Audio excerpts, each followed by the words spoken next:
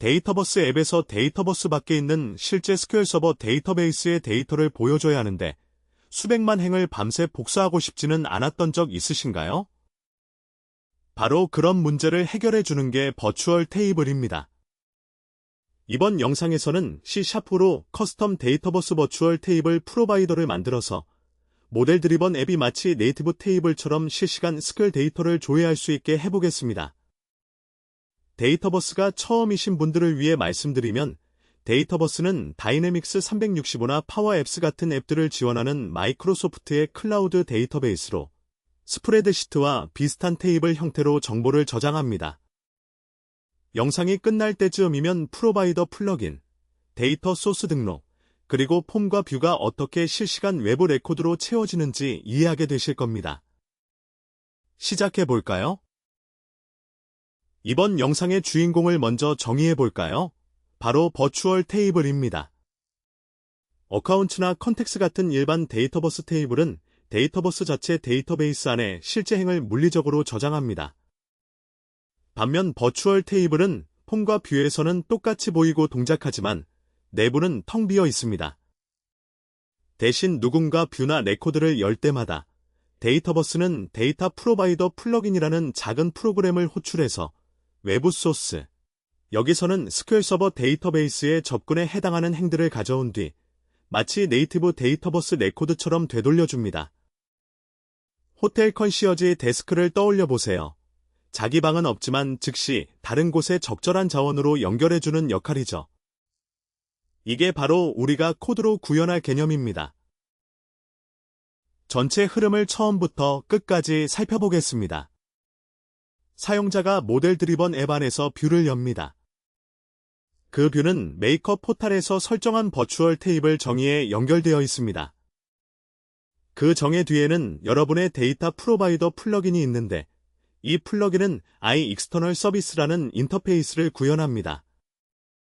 이건 데이터버스가 이 소스에서 데이터가 필요할 때마다 나를 호출하라고 정의한 계약입니다. 플러긴은 외부 SQL 서버 데이터베이스에 연결을 열고 쿼리를 실행한 후 결과를 데이터버스가 원하는 형식으로 다시 포장합니다. 강조된 박스, 즉 프로바이더 플러긴에 주목해주세요. 바로 이게 우리가 함께 작성할 C# 코드입니다.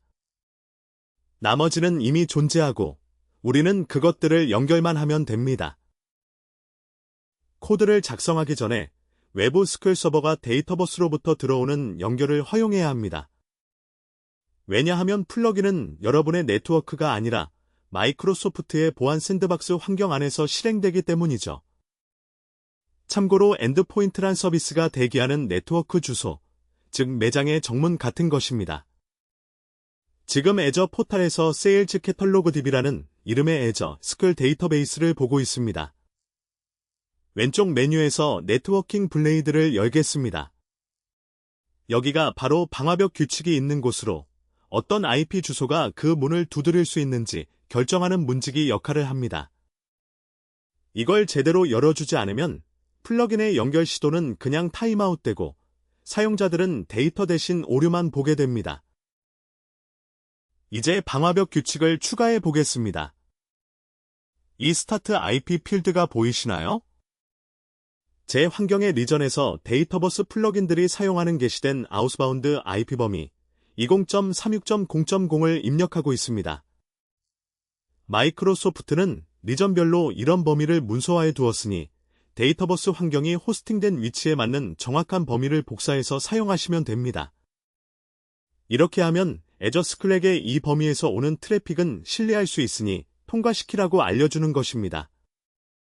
또한 인포어스 SSL이 온 상태로 유지되는지 확인하겠습니다. 자격 증명과 데이터는 항상 평문이 아니라 암호화된 상태로 전송되어야 하니까요. 이 단계를 빠뜨리는 것이 다른 모든 설정이 완벽해 보이는데도 버추얼 테이블 뷰가 비어 보이는 가장 흔한 원인 중 하나입니다. 규칙 이름과 IP 범위를 입력한 후 블레이드 상단의 세이브를 클릭합니다. 애저가 데이터베이스의 네트워킹 계층 전체에 변경사항을 적용하는데 몇 초 정도 걸립니다. 완료되면 승인된 IP 범위 안에서 실행되는 모든 코드, 앞으로 만들 데이터버스 플러긴을 포함해서 SQL 연결을 성공적으로 열 수 있게 됩니다. 이 작업은 환경당 한 번만 하면 되는 설정이며 테이블마다 반복할 필요는 없습니다. 네트워킹이 정리되었으니 이제 비주얼 스튜디오로 넘어가서 데이터버스가 이 외부 데이터를 가져오고 형태를 만들기 위해 호출할 실제 프로바이더 코드를 작성해 보겠습니다. 이제 프로바이더 자체의 뼈대를 만들어 보겠습니다. 비주얼 스튜디오에서 클래스 라이브러리 프로젝트를 만들고 SQL 캐털로그 데이터 프로바이더라는 클래스를 추가합니다. 이 클래스는 모든 데이터버스 플러긴이 사용하는 동일한 기본 인터페이스인 i 플러긴을 구현하고 내부적으로는 버추얼 엔트에 대해 i 익스터널 서비스 패턴을 사용해 메시지를 라우팅합니다. execute 메서드를 보시면 데이터버스는 모든 작업에 대해 이 동일한 메서드를 호출하기 때문에 우리는 컨텍스트의 메시지 네임을 확인해서 무엇이 요청된 것인지 판단합니다. 린리브라면 레코드 하나를 가져오고 린리브 멀터펠이라면 필터링된 목록을 가져오는데 이것이 바로 뷰와 룩업을 동작하게 하는 핵심입니다. 이 스위치 문이 데이터버스가 보내는 모든 요청을 안내하는 교통 경찰 역할을 합니다. 이제 린리브 멀터펠을 채워보겠습니다. 실제로 그리드 뷰가 트리거하는 메서드니까요. 데이터버스는 사용자가 요청한 필터, 정렬, 페이징을 설명하는 퀴리 익스프레션 객체를 우리에게 전달합니다. 저장된 커넥션 스트링을 사용해서 표준화도 .NET 연결을 열고 프로덕트 테이블에 대해 간단한 셀렉트 문을 실행한 다음 리더를 순회합니다. 각 핵마다 SQL 프로덕트라는 이름의 데이터버스 엔티티 객체를 만들고 SQL 컬럼 값들로 그 컬럼들을 설정합니다. 마지막으로 이 모든 것들을 엔트 컬렉션으로 묶어서 아웃풋 퍼레머터즈의 비즈니스 엔트 컬렉션 키에 할당하는데 이게 바로 데이터버스가 기대하는 정확한 이름입니다. 이 순간이 바로 외부 행들이 메모리상에서 공식적으로 데이터버스 레코드가 되는 지점입니다. 프로바이더 어셈블리를 작성하고 서명한 후 이를 데이터버스에 등록하고 이 플랫폼에 어떤 데이터 소스 타입을 나타내는지 알려줍니다.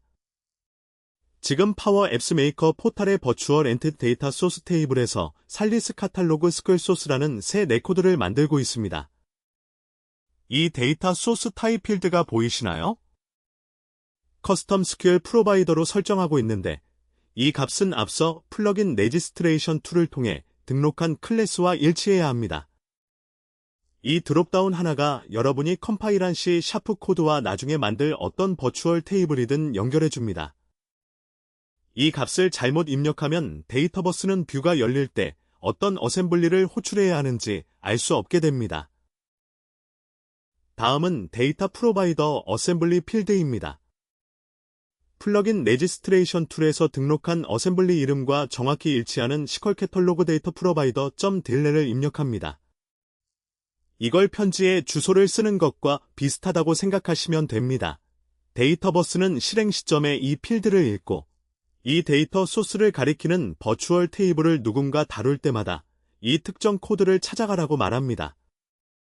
어셈블리 이름이 조금이라도 다르면 스펠링이든 대소문자든 확장자든 데이터버스는 여러분의 execute 메서드를 찾을 수 없게 되고 이 소스로 만든 모든 뷰는 조용히 실패하거나 사용자에게 일반적인 오류를 던지게 됩니다. 이 레코드의 마지막 필드는 커넥션 스트링 네임입니다.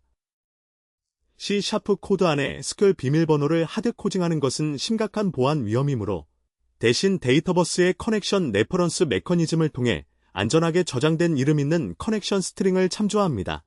여기서는 세일즈 캐털로그 커넥션이라고 부릅니다. 우리 플러긴은 실행 시점에 이 이름을 읽어서 실제 암호화된 값을 확인합니다.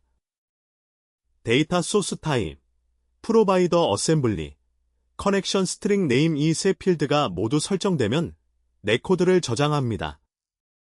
이 데이터 소스 레코드가 이제 다리 역할을 하고 다음으로는 실제 버추얼 테이블 정의를 이 데이터 소스에 연결해서 메이커들이 그 위에 뷰와 폼을 만들 수 있게 합니다.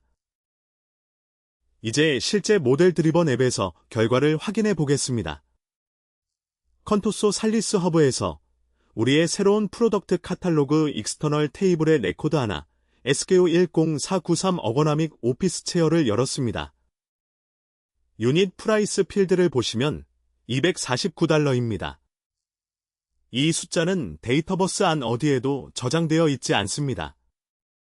이 폼이 로드되는 순간 데이터버스는 우리 플러긴으로 린리브 호출을 보냈고 플러긴은 SQL 서버의 실시간 연결을 열어서 정확히 이 행을 가져와 여기에 표시했습니다. 만약 누군가 지금 SQL에서 직접 가격을 업데이트한다면 다음번에 이 폼이 새로 고침될 때 새로운 숫자를 보게 될 것입니다. 데이터 마이그레이션은 전혀 없이 말이죠. 이제 웨어하우스 스톡을 보시면 현재 37개입니다. 배우에서는 사용자가 이 레코드를 열거나 이 뷰를 새로 고침할 때마다 앞서 작성한 린리브 멀터펠 또는 린리브 메서드가 다시 실행되어 SQL 서버에 새롭게 접근합니다. 이건 정확성 면에서는 강력하지만 성능 측면에서도 고려할 문제입니다. 느린 SQL 콜이나 인덱싱이 제대로 안 된 프로덕트 테이블은 곧바로 데이터버스 폼의 속도를 늦추게 되니까요. 이게 바로 버추얼 테이블이 받아들이라고 요구하는 트레이드 오프입니다.